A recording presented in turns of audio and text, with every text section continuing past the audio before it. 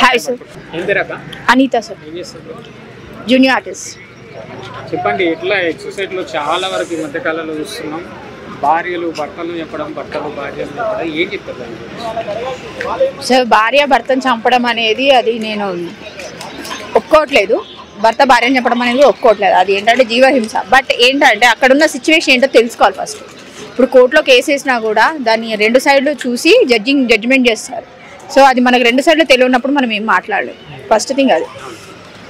Then second thing వచ్చేసి main వచ్చి husband మా వైఫ్తో ఎలా ఉంటున్నాడు, వైఫ్ హస్బెండ్తో ఎలా ఉంటుంది. ఫస్ట్ ఇలాంటి ప్రాబ్లమ్స్ ఎందుకు రాలేదంటే బిగ్ ఫ్యామిలీ, జాయింట్ ఫ్యామిలీస్ ఉండేవి. సో ఏది జరిగినా మన పరువు పోతుంది, ఏదున్నా ఇంట్లోనే చూసుకునేవారు. బట్ ఇప్పుడు జాయింట్ ఫ్యామిలీస్ లేవు, అన్నీ సపరేటెడ్ ఫ్యామిలీస్ సిటీలో. సో ఎవరికి టైం ఉండట్లేదు, ఫ్యామిలీతో కలవడానికి కూడా టైం ఉండట్లేదు. సో ప్రాబ్లం వచ్చేసి ఎక్కడ అవుతుందంటే lack of knowledge, lack of time. So media ద్వారా నేను చెప్పాల్సింది అనుకుంటుంది ఏంటంటే ఒకరికొకరు టైం ఇవ్వడము, ఒక్కరి ఇష్టాలని ఒకరు గౌరవించడం, కనీసం డైలీ వాళ్ళు టైం ఎంత దొరకకపోయినా ఈ బిజీ షెడ్యూల్స్లో, బిజీ లైఫ్లో, ఈ ట్రాఫిక్లో దీనిలో ఇరిటేషన్ అవుతున్నారు. కాబట్టి వాళ్ళు కనీసం ఒక కప్ ఆఫ్ కాఫీ అన్న తాగి ఒకరికొకరు మాట్లాడుకుంటే చాలా ప్రశాంతంగా ఉంటుంది. ఏం జరిగింది మార్నింగ్ నుంచి అని ఒక సింపుల్గా ఒక సమరీ లాగా ఒకరికొకరు చెప్పుకుంటే వాళ్ళ కమ్యూనికేషన్ ఉంటుంది. ఆ కమ్యూనికేషన్ వల్ల వాళ్ళ మీద ఒకరికి లవ్, అట్రాక్షన్, ఎఫెక్షన్ ఉంటుంది. సో వాళ్ళ పిల్లల్ని కూడా ఏం చేయాలి, ఎట్లా చదివించాలి, ఫ్యూచర్ ప్లాన్స్ ఏంటి అనేది తెలుసుకుంటే బాగుంటుంది.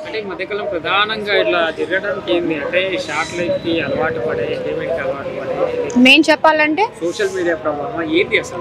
సోషల్ మీడియాని మనం ఎలా యూజ్ చేస్తే అలా అవుతుందండి. ఇప్పుడు పిల్లలకి మనం కరోనా టైంలో మనమే చేతికి ఫోన్ ఇచ్చాం, ఇప్పుడు బాధపడుతున్నాం. అప్పుడున్న సిచ్యువేషన్ కానీ పిల్లడు చదవాలి అని చూసాం, అప్పుడు ప్రాణాలతో బతకడమే ఎక్కువ. బట్ ఇప్పుడు మనం దాన్ని ఏం చేయలేకపోతున్నాం, ఎందుకంటే మనం అలవాటు చేసాం అది. సో మనమే దాన్ని చేంజ్ చేసుకోవాలి. మెయిన్ ప్రాబ్లం ఇది. మనం చేసిన తప్పుకు మనం ఆలోచించకుంటే ఎలా అవుతుంది? మనం మీడియాని కూడా అనలేము, దాన్ని ఎంత యూజ్ చేయాలో అంతే చూడాలి.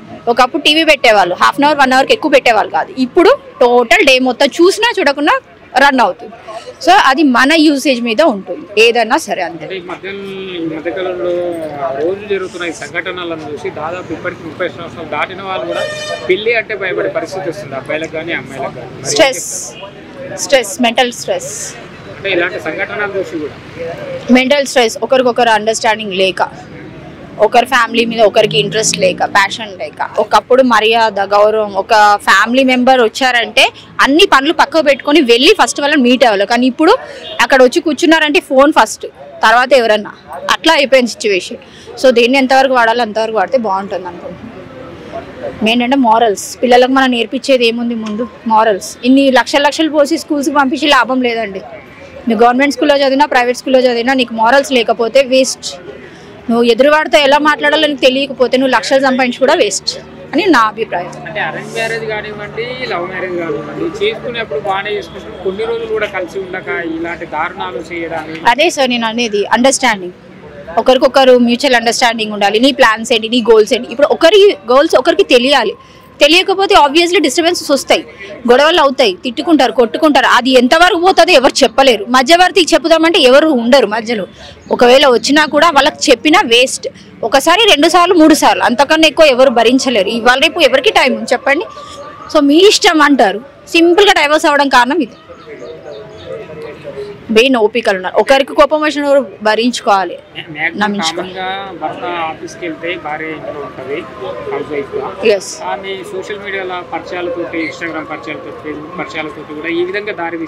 అవును, హస్బెండ్ భార్యకి టైం ఇచ్చినప్పుడు ఆమె ఫోన్ ఎందుకు పట్టుకుంటా చెప్పండి నాకు? హస్బెండ్ తనకి టోటల్ 24 అవర్స్, వినండి చెప్తాను, 24 అవర్స్ ఆమెకైనా ఈయనకైనా ఉంటుంది టైం. సో అంత టైంలో నువ్వు మందు తాగుకుంటూ, ఫ్రెండ్స్తో ముచ్చట పెట్టుకుంటూ, సిగరెట్లు కొట్టుకుంటూ డీప్ స్లీప్లోకి వెళ్ళిపోతే ఆమెకి ఒక ఇల్లే ప్రపంచం. పిల్లలు, ఇల్లు ప్రపంచం, హస్బెండ్ ప్రపంచం. అంతకన్నా ఎక్కువ ఆమెకి ఏముండదు కదా. ఆమె కూడా అట్లా నీలాగే స్వార్థం చూసుకొని బయటికి వెళ్ళుంటే ఆమె కూడా హ్యాపీగానే ఉంటుంది కదా. నీతోనే స్పెండ్ చేయాలని టైం ఏముంది? ఎవరితోనైనా స్పెండ్ చేయొచ్చు. దానికి అక్రమ సంబంధాలని అది ఇది అని పెడతారు. సో ఆమె చేసినా చేయకున్నా ఆమెను ఒక మాట అంటారంటే ఆమె ఫ్రీడమ్ ఏం ఆలోచిస్తుంది? ఆమె తను కూడా ఫ్రీడమ్, బయట తిరగాలి, అందరిలాగా ఉండాలి, హ్యాపీ లైఫ్ లీడ్ చేయాలని అనుకుంటారు ఎవరైనా. అంతే, కష్టాలు పడాలని ఎవరు అనుకోరు కదండి. నేను అనేది అది. అంటే ఆ సోషల్ మీడియాలో పరిచయం అయ్యే ఆ దాంట్లో ఎందుకు ప్రభావితం అవుతుంది, ఎందుకు? అదే చెప్తున్నా కదండి, ఇప్పుడు పెద్ద ఫ్యామిలీస్ ఉండి అత్త మామ అందరు ఉంటే ఎవరో ఒకరితో మాట్లాడుకుంటూ టైం పాస్ అవుతుంటది. సో ఆ టైం తెలియదు, హస్బెండే రావాలి నాతో మాట్లాడాలని టైం ఉండదు. ఇక్కడ ఎవరు లేకపోతే 4 గోడల మధ్యలో కూర్చున్నా ఏం చేస్తుంది? 24/7 ఏం చేస్తుంది? ఫోన్ చూడకపోతే ఇక ఫోన్లో ఎవరో ఒకరు ఉంటారు, అట్లా మాట్లాడుకుంటూ ఫ్రెండ్షిప్ అంటారు, తర్వాత లవ్ అంటారు, తర్వాత అది ఎక్కడికో పోతే తర్వాత మర్డర్ కేసు అవుతుంది. ఏం లాభం అది? అదే టైము లంచ్ టైంలోనో బ్రేక్లోనో ఒక ఫోన్ చేసి తిన్నావా, బాగున్నావా, ఏం చేస్తున్నావు అని అడిగితే ఆమె మైండ్ డైవర్ట్ అవుతుంది. ఉన్నారండి, నేను లేదంటలే, అందరూ ఒకేలాగా ఉంటారని నేను అనలేదు. భార్యలు ఇలా ఉంటే భర్తలు అలా ఉన్నారు, భర్తలు అలా ఉంటే భార్యలు ఉన్నారు. ఆబ్వియస్లీ అందరినీ నేను తప్పు పట్టట్లేదు. బట్ ఏంటంటే మన కాన్సెప్ట్, ఇప్పుడు మనం పిల్లలకి స్కూల్కి పంపిస్తాం, స్కూల్కి వెళ్ళిన పిల్లల్ని చూడండి, వెళ్ళని పిల్లల్ని చూడండి, బిహేవియర్ చేంజ్ ఉంటుందా? గుడ్ బిహేవియర్ బ్యాడ్ బిహేవియర్ మనమే చెప్తున్నాం. మార్నింగ్ వెళ్ళగానే టీచర్కి విష్ చేస్తారు, అదే వేరే దగ్గర అయితే పిల్లలు విష్ ఏమని చేస్తారా? నేను చేయను అంటారు. సో మనం నేర్పించే ఎథిక్స్ మారల్స్ మనం యూజ్ చేయాలి. ఫస్ట్ మనం యూజ్ చేయకపోతే ఎలా అవుతుంది? అన్యోన్యమైన జంటలైనా ఎంత మంచి దంపతులైనా మూడో వ్యక్తి వల్ల కూడా ఈ విధంగా దారి తీస్తున్నాయి. మరి ఏం చెప్తారు, ఏంటి సొల్యూషన్, ఏంటి పరిష్కారం? మూడో వ్యక్తి అంటే ఫస్ట్ నమ్మకం ఉండాలండి. నా భార్య అలాంటిది కాదు, నా భర్త అలాంటి వాడు కాదని ఫస్ట్ నమ్మకం ఉండాలి. ఒకవేళ తప్పు జరిగినా దాన్ని సర్దిద్దుకునే తెలివి ఉండాలి, హస్బెండ్ కైనా వైఫ్ కైనా. ఎందుకంటే మేము మ్యారీడ్, ఒక కపుల్. లేదు నా భర్త ఇలాగే ఉన్నాడు, నేను ఇంకా చేయలేను, నేను ఓపిక లేదు, పేషెన్స్ లేదు అనుకుంటే ఇంకా అది నెక్స్ట్ స్టెప్కి వెళ్ళిపోతుంది. ఎందుకంటే ఆయన బయట స్టెప్ వేసినప్పుడు ఈమె కూడా తప్పు ఏం లేదు. ఎందుకంటే హస్బెండ్ వైఫ్ అనేది ఒక రిలేషన్, అది గుడ్ బాండింగ్. అది దాటితే పిల్లలకి ఎఫెక్ట్ అవుతుంది, పేరెంట్స్ ఎఫెక్ట్ అవుతారు, టోటల్ ఫ్యామిలీ డిస్టర్బ్ అవుతుంది. దానివల్ల ఎంత లాస్. అదేదో చిన్నదాన్ని సర్దుకుని ఉంటే ఎంత బాగుంటుంది ఫ్యామిలీలో. ఇంకా మా వల్ల కాదు, మాకు పేషెన్స్ లేదు అన్నప్పుడు మాత్రమే దాన్ని వదిలేసుకోవడం బెస్ట్. ప్రాణాలు తీసుకునేదాకా వెళ్తుంది అన్నప్పుడు ఇద్దరు డైవర్స్ చేసుకోవడం it's best of the solution. భార్యాభర్తల విషయాన్ని పక్కకు పెట్టి ఈ మధ్యలో చిన్న చిన్న పిల్లలు కూడా 18 బిలో ఏజ్ వాళ్ళు కానివ్వండి కూడా తల్లిదండ్రులని అంటే లవ్ విషయంలో ఒప్పుకోకపోతే కూడా చంపే పరిస్థితులు కూడా చూస్తున్నాయి. ఏం చెప్తారు? అది ఏంటంటే సార్ ఒకటి చెప్తా, పేరెంట్స్ కన్విన్స్ చేసే రకంగా చెప్పాలి. ఫ్యూచర్ ఎటుపోతుంది ఏంటి. ఇప్పుడు మనకు ముఖ్యం ఏంటంటే ఎడ్యుకేషన్. ఫస్ట్ ఎడ్యుకేషన్ ఉంటే అన్నీ ఉన్నట్టే, వాడికి మనం చెప్పాల్సిన అవసరం, టోటల్ ప్యాకేజ్ ఇచ్చినట్టే. ఆ ఎడ్యుకేషనే వాడికి డిఫాల్ట్ అయింది అనుకోండి, ప్రతిదీ డిస్టర్బ్ అవుతాడు. బయటికి వెళ్తాడు, సిగరెట్ అంటాడు, ఫ్రెండ్స్ అంటాడు, మందు అంటాడు, అమ్మాయిలు అంటాడు, జరదాలు అంటాడు, ఇంకేదేదో గాంజా అంటాడు, అన్నీ అంటాడు. నా కొడుకు నా ఇష్టం అని పెంచినాక వాడి ఒక అమ్మాయిని చేసినాక అమ్మాయి లైఫ్ స్పాయిల్ అవుతుంది. తర్వాత దానికి ఆ కారణం ఎవరు? నీ గారాబమా?